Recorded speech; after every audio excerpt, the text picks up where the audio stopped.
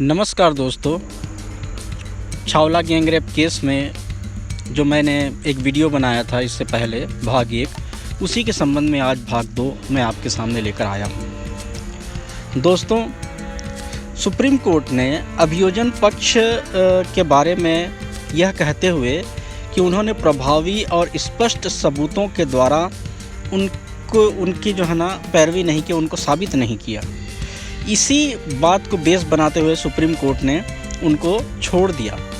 दरअसल supreme court का ये मोटिव है या कोर्ट का ये मोटिव है कि 99 दोषी छुट जाएं, मगर एक निर्दोष को सज़ा नहीं मिलनी चाहिए। इसीलिए कहा जाता है भारत के कानून को अंधा कानून है और आंख पर काली पट्टी लगी हुई है। इसका मतलब यही है कि अगर सबूत पूरी तरह से एक शख्स के दोषी होने की तरफ या कुछ लोगों के दोषी होने की तरफ इशारा नहीं करते, या अगर अभियोजन पक्ष या पुलिस ये साबित नहीं करती, तो कोर्ट को मजबूरन छोड़ना पड़ता है। लेकिन सवाल है दोस्तों, लेकिन यहाँ पर बहुत बड़ा सवाल है कि लोअर कोर्ट और हाई कोर्ट को क्या ये बात नहीं दिखी? उन्होंने क्यों उनको सज़ा दी? क्या उनको वो चीज़ नज़र नहीं आई जो सुप्रीम कोर्ट को नज़र आई? ये बहुत बड़ा सवाल है दोस्तों।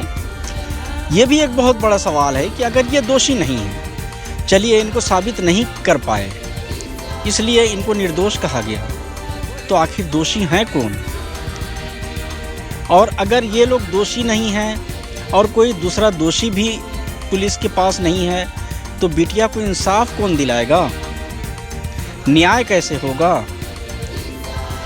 और जिस तरह से सुप्रीम कोर्ट ने फैसला दिया है, उससे ये लगता है कि रिव्यू पिटीशन भी नामुमकिन है, क्योंकि कोर्ट ने साफ कर दिया है कि अभियोजन पक्ष ने चिकित्सीय वैज्ञानिक सबूत, डीएनए, प्रोफाइलिंग रिपोर्ट, सीडीआर इत्यादि की गहन जांच नहीं की और उन पर पैरवी नहीं की है ठीक से, इसलिए हम नहीं दे सकते सज़ा। तो इसका मतलब रिव्यू पिटीशन का भी कोई चांस नहीं बन रहा है।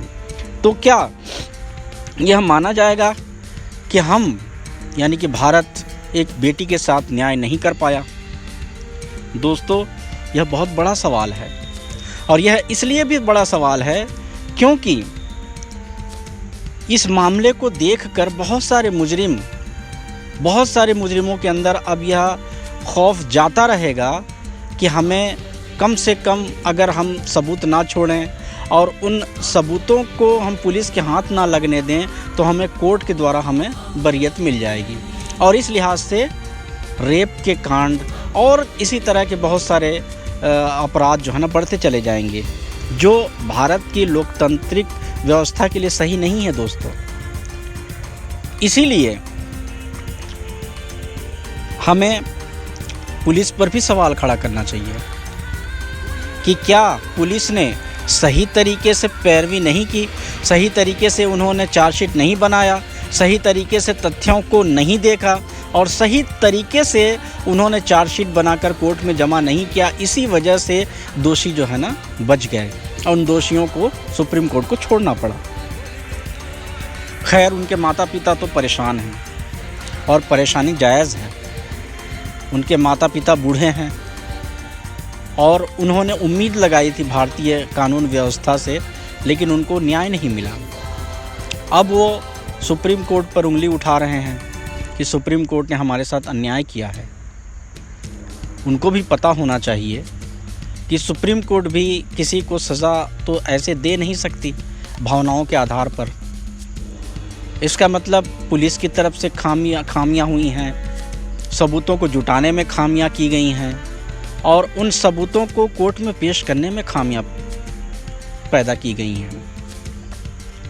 लेकिन दोस्तों, आप सबको यह जानना ज़रूरी है, इस विषय को अपने दिल में लेना ज़रूरी है, क्योंकि जिस तरीके से निर्भया कांड के वक्त, जो इस कांड से 10 महीने बाद हुआ था, निर्भया कांड के वक्त पूरा भारत इकट्ठा हो गया था और पूरे भारत के लोगों ने दोषियों को फांसी देने की आवाज़ बुलंद की थी। इस मामले में ऐसा नहीं हो रहा है, अब भी नहीं हो रहा है। तो क्या हम इससे क्या समझें? क्या हमें आगे उठकर नहीं आना चाहिए? क्या भारत को खड़ा नहीं होना चाहिए इस निर्दोष बच्ची के लिए और इन बूढ़े माँ बाप के लिए। दोस्तों, हमें तो सबसे पहले ऐसे केस के बारे में, ऐसे घटनाओं के बारे में सब कुछ जानना चाहिए। क्यों जानना चाहिए? क्योंकि जैसा कि मैंने शुरू में कहा था कि हमारे देश की आंतरिक व्यवस्था का मामला है, हमारी बेटियों की सुरक्षा का मामला है और हमारी बेटियों के साथ साथ हमारी बहनों, हमारी माँओं, हमारी पत्नियों, इन सब की सुरक्षा का मामला है। आपको इस बारे में आवाज़ ज़रूर उठानी चाहिए और सबसे पहले इस बारे में पूरी जानकारी रखनी चाहिए। इसीलिए मैंने आज का यह वीडियो बनाया हुआ है, ताकि आप लोगों को पता चले कि छावला गैंग रेप केस आखिर क्या है, किसके साथ यह घटना हुई थी और उस घटना के बाद उन दोषियों के साथ क्या क्या हुआ। मैंने इन दोनों भागों में इस बात को जो है अच्छी तरीके से बता दिया है। अब आपके ऊपर है दोस्तों कि आप किस तरीके से उठते हैं। सोशल मीडिया के ज़रिए से आते हैं या आवाज़ बुलंद करते हैं या किस तरीके से करते हैं, यह आपके मन के ऊपर है। लेकिन मेरी ये अपील है आप लोगों से कि आप किसी न किसी रूप में अपनी आवाज़ बुलंद करें, ताकि उन दोषियों को, उस बेटी के दोषियों को सज़ा मिल सके और हम अपनी बेटियों से आंखें मिला सकें कि देखो, जो हमारी बेटियों के साथ कुछ भी हरकत करते हैं उनको हमारी व्यवस्था, हमारी कानून, हमारे कोर्ट उनको सज़ा देती है। बस इसी के साथ मैं अपने आज के इस भाग को ख़त्म करता हूँ। जय हिंद, जय भारत।